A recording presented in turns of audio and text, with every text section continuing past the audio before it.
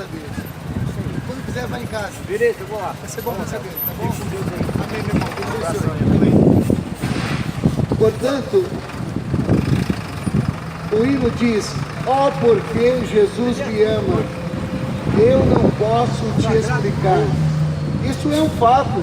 Só vem a palavra de Deus perto da gente. Porque Deus amou o mundo de tal maneira que deu o seu único Filho, para que todos os que nele creem não pereçam, mas tenham a vida eterna. Isso é muito importante, porque Deus não faz qualquer acepção de pessoas. Todos os que creem podem ser salvos por meio de Jesus. Olhem o que o texto bíblico diz: porque Deus amou o mundo de tal maneira que deu o seu Filho unigênito, para que todos os que nele creem não pereçam, mas tenham a vida eterna. Existem algumas coisas das quais nem todos os homens sabem, porque nem todos leram a Bíblia, a palavra de Deus, a Escritura Sagrada. E é fato também que nem todos creem que a Bíblia seja a palavra de Deus. Mas eu vos prego porque creio que isto é verdade, que a Bíblia é sim a palavra de Deus. E sendo ela a palavra de Deus, ela diz que haverá no fim da vida de todos os homens um julgamento. Isto mesmo, um julgamento. Ao homem está ordenado morrer uma única vez, vindo após isto o juízo, o julgamento de Deus. Vejam que Deus amou o mundo de tal maneira que enviou o seu Filho, para que todo aquele que nele crê não pereça, mas tenha a vida eterna. O perecer desse texto, morrer aqui desse texto, não está relacionado unicamente à morte física, mas sim à morte espiritual e eterna. Deus enviou seu Filho para que os homens, mulheres, crianças, a humanidade, não morra eternamente. Marcelo, pois o que devo fazer para não passar por isto? Arrepender-se, assim como eu tenho diariamente me arrependido de meus pecados, confessado e deixado. Porque sei que um dia me apresentarei diante de Deus para dar contas. E eu lhe pergunto, caro ouvinte, transeunte que nesta manhã me ouve, se hoje, não que eu deseje, longe disso, mas se hoje fosse o seu dia, o dia de encontrar-se com Deus, porque o fato é que todos nós compareceremos diante de Deus, mas não sabemos quando. Uns vão antes, outros depois. E se fosse hoje o seu dia, pois ao homem está ordenado morrer uma única vez, depois disso ele presta contas. Nós sabemos como funciona um tribunal. Por quê? Porque já vimos em televisores ou em filmes o ato do julgamento. A pessoa que comete delito, a pessoa que comete uma infração, é levada diante do juiz, e lá diante do juiz ele contará com um advogado de defesa, se o tiver contratado, ou se tiver à sua disposição, assim como um promotor de acusação.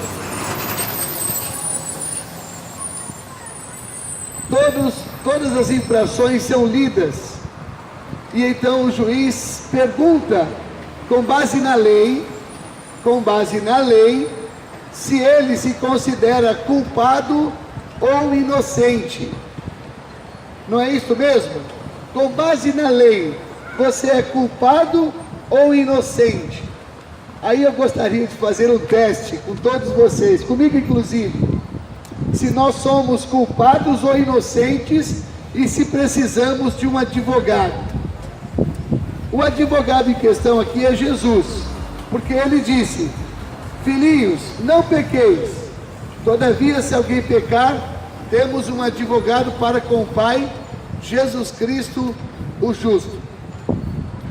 Então vamos lá, vamos nos perguntar e trazer à nossa consciência se algum de nós aqui presente, algum dia, sequer, pelo menos uma vez, mentiu.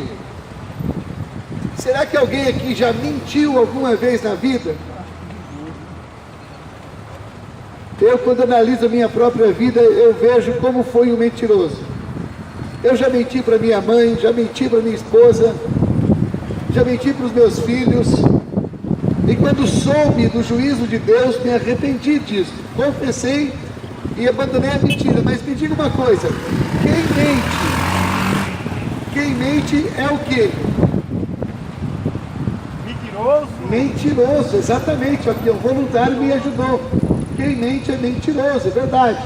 A Bíblia diz que quem mente é filho do diabo, pois este é pai da mentira. Outra coisa, Jesus aperfeiçoa 2 mandamentos já existentes no Velho Testamento.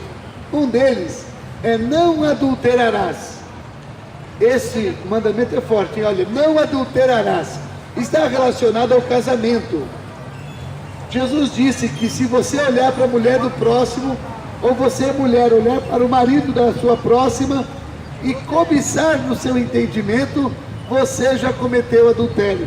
Será que alguém aqui dos que me ouvem, porventura algum dia, já desejou alguém compromissado em sua mente? Mesmo que não tenha chegado aos finalmente? Se isso aconteceu com você, lamento dizer, você é considerado um adúltero diante de Deus. Se você xingar o seu irmão, você pode ser processado, sabia? Mas o Senhor Jesus, minhas irmãs, a legislação diz que se você ofender ou caluniar uma pessoa, você pode ser processado. Mas a Bíblia diz que se você odiar o seu irmão, você pode ser considerado como homicida, como um assassino. Será que alguém aqui dos que me ouvem já, porventura algum dia odiou alguém? Por esse motivo podemos ser considerados assassinos diante de Deus. Sendo assim, nós já transgredimos alguns mandamentos da lei de Deus. Voltemos, pois, ao cenário do julgamento, tendo isso em nossa consciência, que muitos de nós somos mentirosos, muitos de nós adúlteros, fornicários, assassinos. Será que, estando diante de Deus, seremos absolvidos ou seremos condenados?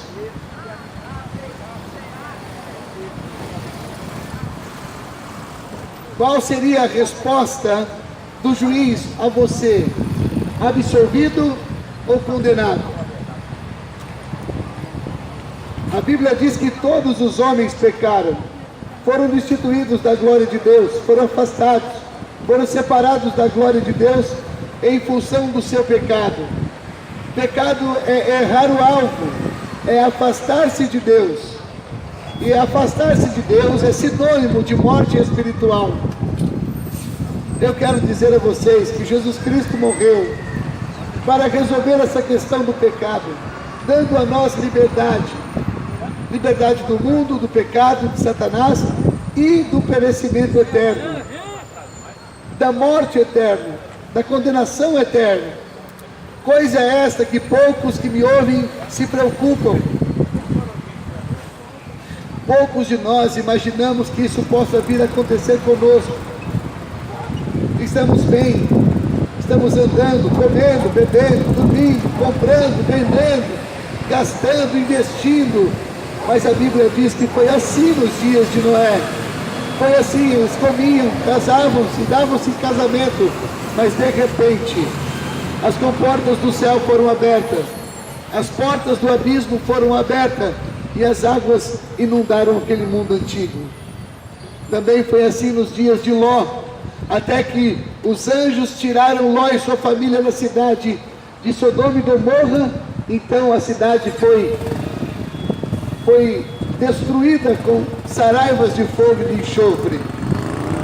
Vocês que me ouvem, escutem uma coisa: em breve há de acontecer um evento em que Deus tirará o seu povo da terra e essa terra ficará desguarnecida, como ficou a geração pré-diluviana e como ficou os contemporâneos de Ló. Em breve o seu povo será tirado dessa terra e então ela será acometida com grandes juízos descritos no livro de Apocalipse. Mas para concluir a minha mensagem, voltemos ao julgamento. Alguns pensam assim: ah não, eu sou bom, eu sou trabalhador, eu pago as minhas contas, que nada, Deus vai me livrar dessa, Deus vai me salvar. Em nenhum outro nome é salvação. Pelo que debaixo do céu, nenhum outro nome foi dado por Deus, pelo qual importa que o homem seja salvo, senão o nome de Jesus. Não se engane, as nossas obras de justiça são consideradas como trapo de imundícia diante de Deus. Só é possível salvação por meio de Jesus, pois em nenhum outro nome é salvação. Portanto, meus amigos, ouçamos o que a palavra de Deus diz e nos despertemos desse sono. Alguns dizem: não, mas eu faço tanta coisa boa, eu sou uma pessoa tão boa. Não é, nós não somos bons. Chegaram para Jesus e disseram: bom mestre, o que faço para herdar a vida eterna? Jesus disse: bom? Não há ninguém bom senão Deus. Todos, com exceção de Jesus, se desviaram e a um se fizeram inimigos de Deus. Cada um segue o caminho do seu próprio coração. Por isso eu pergunto a você: você gostaria de demonstrar arrependimento diante dessa palavra, confessando a Cristo o seu próprio pecado e então clamando a Deus por misericórdia? Todo aquele que invocar o nome do Senhor será salvo. Todos os que buscarem a Deus em nome de Cristo serão salvos. É uma promessa bíblica. Deus morreu por todos, pois deseja que todos cheguem ao conhecimento da verdade e sejam salvos. Não percamos, pois, mais tempo. Procuremos nos aproximar da palavra de Deus por meio da meditação, da leitura. Procuremos uma congregação bíblica, uma igreja evangélica que pregue a Bíblia, a palavra de Deus, e então fiquemos lá até que Cristo venha nos buscar. Não é por falta de igreja que o Jaraguá não será salvo, pois só na Avenida Alexo Jafé existem mais de 25 igrejas evangélicas. No entanto, muitos moradores de Jaraguá sequer entram em uma dessas igrejas. Quero lembrar a vocês que frequentar uma igreja evangélica não solucionará o seu problema. Frequentar uma igreja católica também não resolverá o seu problema. O único meio de ser salvo é confessando os pecados, crendo em Cristo e abandonando essa vida. Senão, de igual forma, se não nos arrependermos, todos pereceremos.